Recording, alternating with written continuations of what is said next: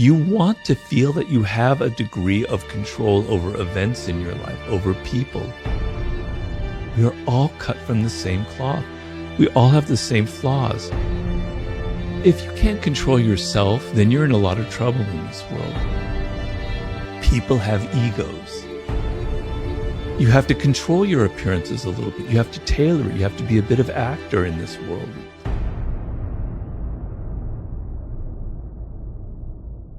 Power is a feeling, it's an essence, it's an emotion. It's a human need and desire. And really, what power is a sense of understanding yourself and being able to control yourself. The feeling that you have with your children, with your spouse, with your colleagues, the people who work for you, the sense that you have no control, that you can't influence them with your ideas, that you can't get them to maybe, soften some of their ugly behavior if they have that you can't get them interested in helping you with a project or whatever, is the most miserable feeling a human being can have. Absolute power corrupts, but absolute powerless corrupts even more. The feeling of powerlessness is actually more corrupting than the feeling of having a lot of power. It turns people into being passive aggressive, into playing all kinds of weird games, negative games to get power. You want to feel that you have a degree of control over events in your life, over people, over your future. And that to me is what power is. People have egos. Even your boss has an ego. You think he or she doesn't because they're powerful? They're even more insecure than other people. You need to be aware of these things so that you don't inadvertently make them feel insecure and suffer the consequences. If you can't control yourself, then you're in a lot of trouble in this world, right? Because when you just naturally are yourself doing things, you're going to offend people. You learn early on we're social animals. I have to tailor my behavior, If you go on babbling about how you feel and think, etc., and you just say what's the first thing on your mind, you're going to end up having a very, very short career. You're going to be saying things that are going to offend people. You're going to be making a fool of yourself. You're going to be saying things that you end up regretting, right? So you have no self-control. And if you see somebody who has no self-control, it makes you look like you're not powerful. If you can't control yourself, how can you control anything in your environment? How can you be a leader, right? So you have to learn certain things about your nature, about who you are, and not just be anybody. You have to kind of tailor your appearances as well. Because for good or for bad, I'm a believer in looking at the human animal without shame and embarrassment, just as we are, right? And appearances matter. It's the animal part of our nature. We judge people by how they appear, how they dress, their tone of voice, their body language, etc., etc. It would be, in an ideal world, we wouldn't judge people by appearances. We would just judge them by what's inside of them. Yes, I agree with that. But that we're not ideal. We're not descended from angels. We're descended from primates. So you have to understand that appearances matter. And this is part of the game. And so you have to control your appearances a little bit. You have to tailor it. You have to be a bit of actor in this world, on and on and on. These are things that people don't like to admit about ourselves. We like to think that we're much more idealistic, that these things really don't matter in the end.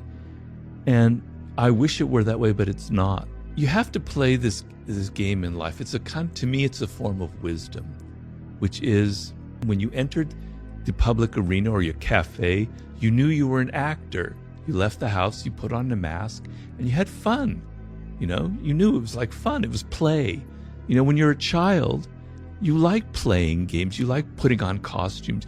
You like playing your parents or some character you saw on TV. It's part of human nature. We like to play these games. We're role players. We're actors. And he was saying in the 18th century, that was just a given in life, that when you entered the public realm, you knew you were an actor. And then when you went home to your wife, your family, or your husband or wherever, you dropped the mask You breathe a deep sigh of relief, go, now I can be who I am, right? And it wasn't a problem. It didn't create neuroses. It didn't create this like, what's wrong with me? I don't know who I am anymore. So people now, the problem now is we don't have distance from that social realm. And so we think that if we're acting, that's who we are. But it's not. It's just that's part of being a social animal, is playing a role. So what I tell people is, we all are actors. Humans are born actors. We learn at a very early age to play that kind of game. It's kind of fun sometimes to do that, enjoy that part of life, but don't get it confused with who you are in your essence. That's sort of the dance you're playing between those two things. I understand what you're saying, and a lot of it has to do, as you said, related to mastery, where people end up in a career that doesn't suit them.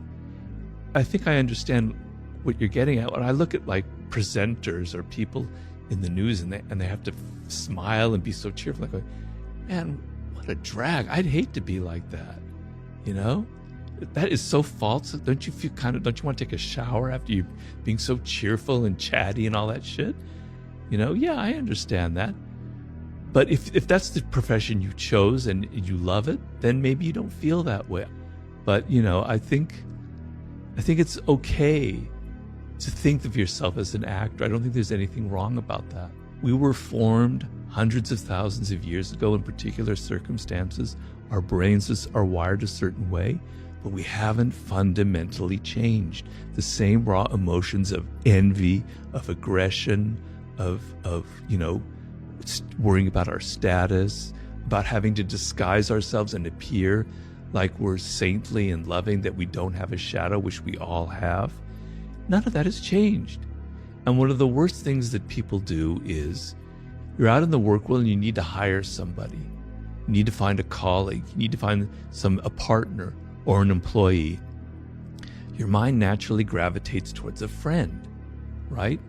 Because they know you, you trust them, you have a relationship, and you feel comfortable with them. And it's a terrible mistake. So many of the worst things that have happened in history are because of that very problem. Because friends, there's all these emotions involved between people, right? And those emotions confuse the issue. When you need to get results, you need to think, when you have a job or something, you have to think in practical terms, not in terms of emotions, not in terms of friendship, etc., etc. So you want to keep your work world separate. It's not everything about life is having to be friends and having nice things and everybody like you. Sometimes what matters is getting results done. And sometimes the best person to work with isn't your friend, because they don't have all this other stuff that we're talking about. In fact, a very powerful move is if there's an enemy out there, somebody who you never got along with, if you approach them and say, let's bury the hatchet, I have a job and I'd really like you to work with me. I know you're really smart. The turnaround of emotions is a very powerful thing, where they're going, wow, yeah, sure, that's great. I never expected that. And they're highly motivated to now prove that they're worthy of your change of mind. So it's not about not trusting your friends in the realm of friendship in personal relationships. It's about being aware that the work world is different from the realm of personal relationships. You have competitors out there, even as we talk right now. Maybe you're not thinking about them, but they are. They're looking to steal your ideas. They're looking to take your business away from you, etc., etc. Just be aware of that phenomenon. And just always saying what you're planning on doing isn't always the wisest thing to do. Sometimes, if you're in a tricky situation, putting people off the scent and giving them a red herring and saying, I'm planning to do this when in fact you're planning to do that. It's a very powerful technique. It's deception, but all's fair in love and war and business, I'm afraid.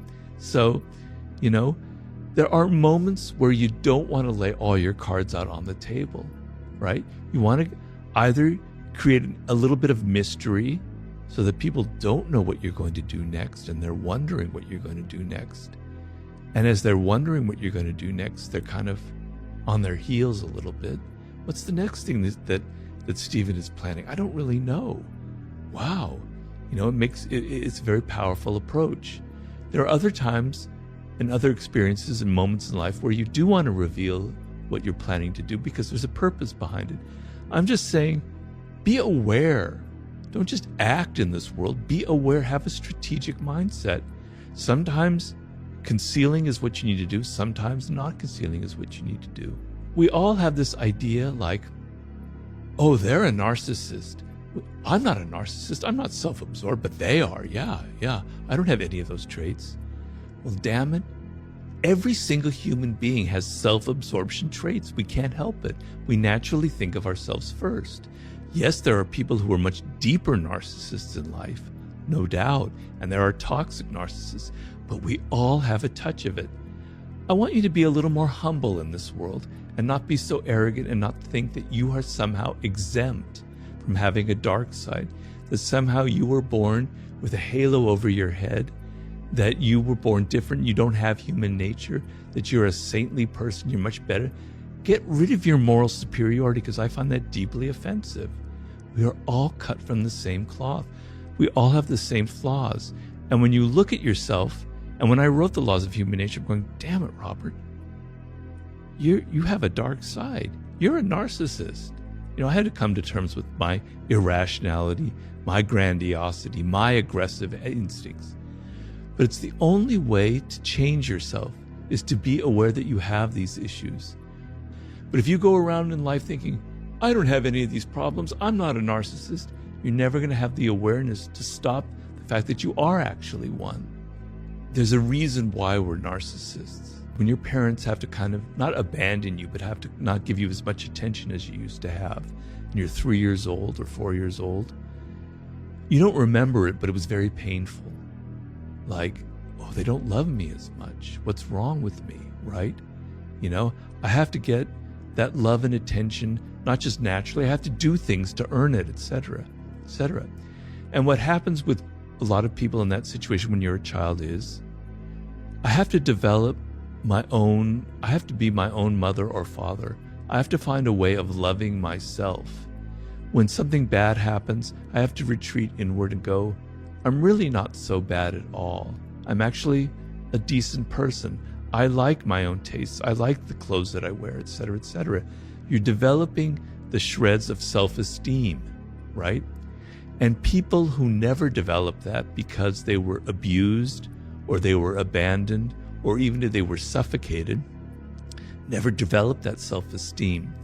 And so what happens in life is if you don't develop that and you get older and people attack you and yell at you or criticize you, you can't retreat inward to that self-esteem, that love you have.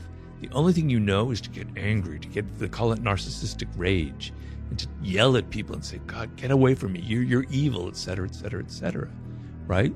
And then the other problems evolve where the only way I don't have that inner self-esteem, the only way I can get people to love me is by being incredibly dramatic and overly dramatic, etc., etc., etc., and always making myself the center of attention. That's what creates a deep narcissist. That's their only way of getting the love that they need. So children, we all need that degree of self-esteem, that anchor in our life. So narcissism, self-love, is not a bad thing. But what happens is as you get older, if you go too deep into it, it becomes a problem. And so what I say is you need to take that self-love and that has a good function and turn it outward as much as you can and turn into empathy and love and consideration for other people. That's your task as you get older in life. You can't run away from them. You can't run away from your shadow, your dark side. You can make it work for you. You can make it positive and productive and healthy. You can become a healthy narcissist. You can use your dark side for positive purposes. Let's say you have a lot of anger inside, and I had a lot of anger when I was younger. I was a very angry young man, right? Channel that into some kind of cause.